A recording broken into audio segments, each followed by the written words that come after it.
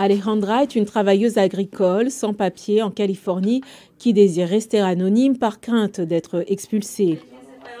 Elle raconte qu'elle se rendait à son travail au début du mois lorsque des agents de l'immigration ont commencé à rassembler des sans-papiers autour de la ville de Bakersfield. C'est le mardi qu'ils ont commencé les raids et le mercredi, nous ne sommes pas sortis parce que nous avions peur. Nous avons entendu et vu toute la journée que ICE était très actif. Il se trouvait aux endroits clés par lesquels tous les travailleurs agricoles doivent passer, là où se trouvent les plantations d'agrumes. Alors, le lendemain, je ne suis pas allée travailler parce que j'avais peur.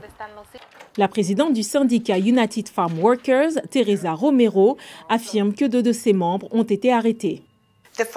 Les ouvriers agricoles qui ont été expulsés travaillent ici depuis 15 à 20 ans. Ils n'ont même pas de ticket de parking. Ils ont été arrêtés dans la rue. Ce n'est pas qu'ils avaient un mandat contre une personne en particulier. Ils ont simplement été arrêtés dans des véhicules banalisés alors qu'ils rentraient chez eux après leur travail. Alors que l'administration Trump affirme que ses premières rafles de migrants se concentreront sur les criminels présumés, le responsable de la politique frontalière, Tom Homan, déclare que ce n'est que le début.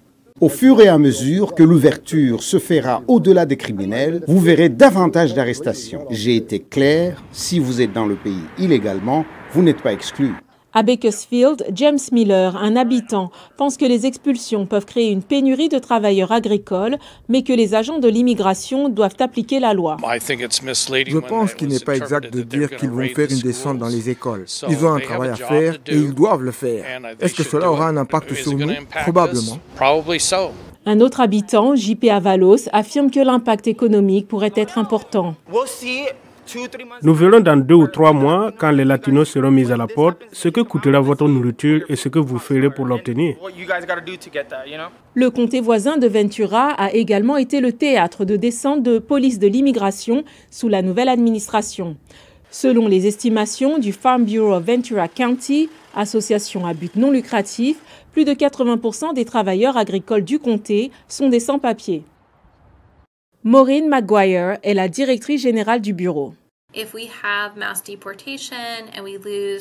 Si nous procédons à des expulsions massives et que nous perdons la main-d'œuvre qui s'occupe des récoltes, l'offre de denrées alimentaires diminuera pour les produits concernés et les épiceries seront en concurrence pour obtenir cette ressource limitée, ce qui fera grimper les prix. Alejandra dit qu'elle est retournée travailler dans les champs quelques jours après les rafles, mais qu'elle se tient à l'écart des lieux publics avec son fils, né aux États-Unis, dans l'espoir d'éviter les agents de l'immigration.